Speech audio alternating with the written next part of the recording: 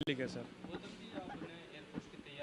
हाँ जी कब आपने फॉर्म भरा? सर, 2019 में मेरी 12th हो गई थी सर। 2019 के बाद से सर मैं तैयारी कर रहा था कि मैं मुझे एयरफोर्स में ही जाना है और किसी जॉब में नहीं जाना है सर। तो मैंने सर एयरफोर्स का अप्लाई किया था सर, दिसंबर 2019 में अप्लाई किया। उसके बाद मैंने सर एग्ज़ाम भी पास किया, उसके बाद फिजिकल मेडिकल सारी चीज़ पास कर ली सर।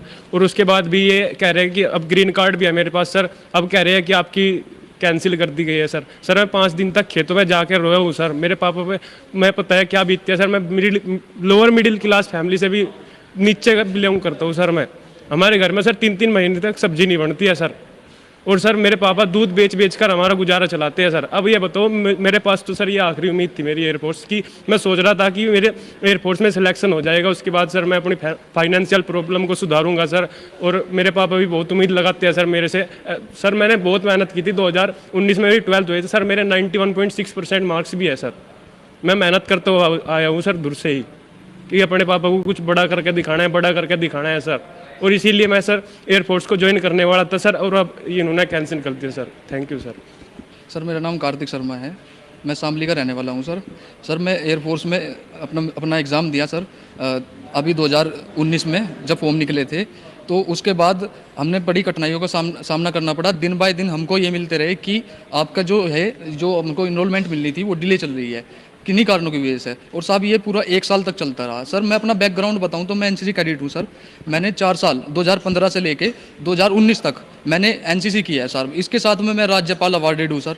साहब मैंने इतनी मेहनत की है अपनी ज़िंदगी में, और वे जितने भी मेरे पास सर्टिफिकेट है, अब मेरे को नहीं लगता वे कहीं पर काम आने वाले हैं, क्योंकि मैंने अपने निस्वार्थ भाव से अपनी 10वीं में सोच लिया था कि मैं एयरफोर्स को ज्वाइन करूंगा और अपने देश की सेवा करूंगा। और सर लास्ट में मेरा ये सबसे लास्ट वाला जो अटैम्प्ट था, 5वां अटैम्प्ट था। आज मैं 21.5 साल का हो चुका हूँ सब मुझे नहीं लगता कि मैं अब कभी ज्वाइन कर पाऊंगा as a airman, as an airman मैं कभी नहीं ज्वाइन कर पाऊंगा। और बाकी की बात है, वो अलग जो वैकेंसी मिलेगी, परंतु मेरा यहीं पे रुक चुका है साहब। जैन साहब, जो आपके ड्रीम यहाँ पे रुका है, जी साहब। तो आपने इसके लिए आपकी फैमिली क्या सोचती है जब आपकी फैमिली को ये पता चला कि आपकी ज्वाइनिंग नहीं हो पा रही? सर फैमिली को तो थामे रखा हुआ है साहब। मैंने अपने आप को इतना मोटिवेट करके रखा है फिलहाल। अगर मैं टूट जाऊंगा तो मुझे नहीं लगता, मेरी मम्मी की प्रॉब्लम्स है साहब।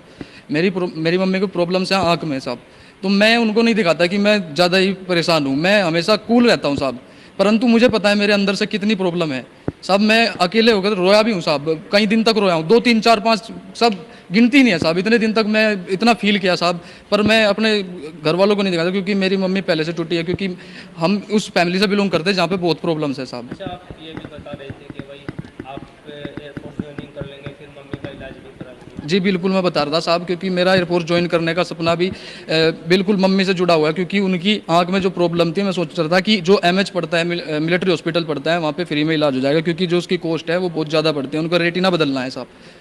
इसी वजह से मेरे को एयरफोर्स ज्वाइन करना था। और उसके पीछे एनसीसी भी रीजन है साहब। 2015 से मैं जो कठिन परिश्रम करता हूँ साहब, मैंने अपने स्टडी का टाइम जो एनसीसी में दिया है साहब, मेरे को कुछ नहीं मिला। मेरी परसेंटेज भी 12th में घटी है, कुछ नहीं मिला साहब। मैं फौजियों के साथ में वहाँ पे क्या नाम अपनी ट्रेनिंग करता था, तो मेरी परसेंटेज सारी घट गई। और 10वीं में 12वीं में मैंने ज़्यादा इतने मतलब जो होता है ना कि आपको आर्मी एयरफोर्स में जाना है, तो आप फिर उसी की तरह की पढ़ाई करते हैं। फिर आप इतनी ज़्यादा पढ़ाई नहीं करते कि आपकी जो आई साइड है वो वीक हो जाए, इतना रखते हैं कि आप फिजिकली और थोड़ा स्टडी के साथ में साथ साथ चलता रहे साहब। देश के रक्षा मंत्री राजनाथ सिंह से मिलने के बाद भी क्या कोई उम्मीद जगी थी जो अब दोबारा से लग रहा है कि नहीं हो पा रही? साहब इनसे तो इतनी उम्मीद थी साहब, हम ही तो लाए, इनको कौन लाया साहब?